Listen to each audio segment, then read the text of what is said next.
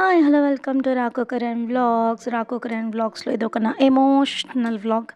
And మీ అందరికీ తెలిస్తే మా ఊరు సకినేటిపల్లి. అది ఈస్ట్ గోదావరి డిస్ట్రిక్ట్‌లో ఆంధ్రప్రదేశ్‌లో ఉంది. అండ్ ఈరోజు మనం మాట్లాడుకునే టాపిక్ చుట్టూ ఉండే చుట్టాలు. సో, ఈ చుట్టూ ఉండే చుట్టాలు ఏంటి అని అంటే, ఫస్ట్ ఆఫ్ ఆల్ మీకు గుర్తుండుంటే ఒక 4 డేస్ బ్యాక్ నేను ఒక షార్ట్ రిలీజ్ చేశాను. దాంట్లో ఈ పదార్థం ఏంటో గెస్ చేయండి. అండ్ దీని వెనకాల స్టోరీ నేను తర్వాత చెప్తాను అని మీతో నేను చెప్పాను. సో, అది ఎంతమంది చూసారో నాకు తెలీదు. అండ్ ఇది ఎవరు గెస్ట్ కూడా చేయలేకపోయారు. సో, బేసిక్‌గా ఇది తాటికాయ అంటే మీలో చాలామందికి ఐడియా ఉండొచ్చు. ఐడియా లేని వాళ్ళ కోసం చెప్తున్నాను. తాటి ముంజలు మనం తింటాం కదా! ఆ తాటి ముంజ పండిపోయిన తర్వాత దాని నుండి పల్ప్ తీస్తాము. అంటే గుజ్జు తీస్తాము. దానిలో బియ్యపు రవ్వ ఇంకా బెల్లం కలిపి ఇలా రొట్టెలా వేస్తాం అనమాట. ఇది నాకు చిన్నప్పటి నుంచి అల్టిమేట్ ఫేవరెట్. అసలు ఎటువంటి ట్రెస్లెచెస్ కానీ, ఎటువంటి మటిల్డా కేక్స్ కానీ అన్నీ దీని ముందు తక్కువ అన్నది నా పర్సనల్ ఒపీనియన్. అంటే నా వరకు this is the best ever cake. So, దీని వెనకాల ఉన్న కథ ఏంటి అంటే, నేను ఎప్పుడైనా సెలవులకు వచ్చినప్పుడు ఇలా మా ఇంటి చుట్టుపక్కల ఎవరైతే ఉన్నారో, ఇందాక చెప్పా కదా చుట్టుపక్కన ఉన్న చుట్టాలని. సో, వాళ్ళు నా కోసం మీకు హౌస్ నెంబర్ 3, హౌస్ నెంబర్ 4 చూపిస్తాను. వాళ్ళకి తెలుసు నాకు చాలా ఇష్టమని. బట్ ఇవాళ రేపు తాటి చెట్లు, కొబ్బరి చెట్లు ఎవరు పెంచడం కూడా పెంచట్లేదు, మెయింటైన్ చేయలేక. బికాస్ అందరూ ఓల్డ్ అయిపోతున్నారు.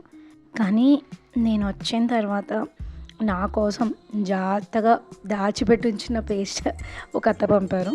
అత్త అంటే నేను చిన్నప్పటి నుంచి వాళ్ళ ఇళ్ళల్లో పెరిగాను. అత్త అత్త అని పిలుస్తాను అనమాట అందరినీ. ఆ 4 ఇళ్ళు కూడా చాలా క్లోజ్ మాకు.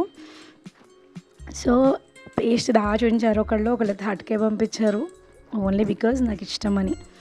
అండ్ వాళ్ళ ప్రేమ చూస్తే నిజంగా చాలా చాలా చాలా చాలా బాగా అనిపిస్తుంది. అండ్ మా పాపకి అయితే గోరింటాకు చాలా ఇష్టము. సో, ఒక అత్త అయితే ఊరికే మా అమ్మ మాటల్లో ఉంది గోరింటాకు అంటూ ఉంది చూడాలి అని.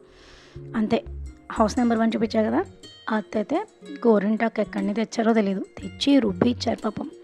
హౌస్ నెంబర్ 2 అత్త అయితే వాళ్ళకి కూడా మామిడికాయలు ఏమీ ఫ్రీగా రావు, వాళ్ళకేం తోటలు లేవు. బట్ పాప తింటుంది అని ఒక బాక్స్లో చక్కగా మామిడికాయ ముక్కలు కోసిచ్చి తెచ్చిచ్చారు.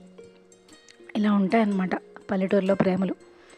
అండ్ ఒక్కొక్కసారి నాకు అనిపిస్తూ ఉంటుంది, ఇక్కడ పుట్టడం ఎంత అదృష్టం అన్నది, ఎంత పుణ్యం చేసుకొని ఉంటాము అని.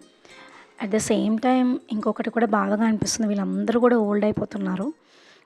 మా ఫాదర్ అండ్ మదర్ కన్నా వీళ్ళు ఇంచుమించుగా చాలా పెద్దవాళ్ళు అనమాట. అంటే ఆల్మోస్ట్ ఇప్పుడు అందరూ 75+ అండ్ 80 ఆ రేంజ్లో ఉన్నారు.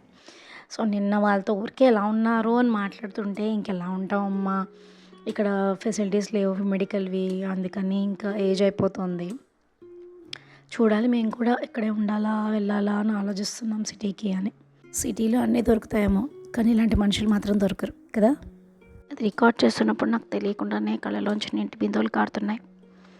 మీ చుట్టుపక్కల వాళ్ళతో మీకు ఇలాంటి అనుబంధం ఉందా? Please do comment. Thank you so much for watching.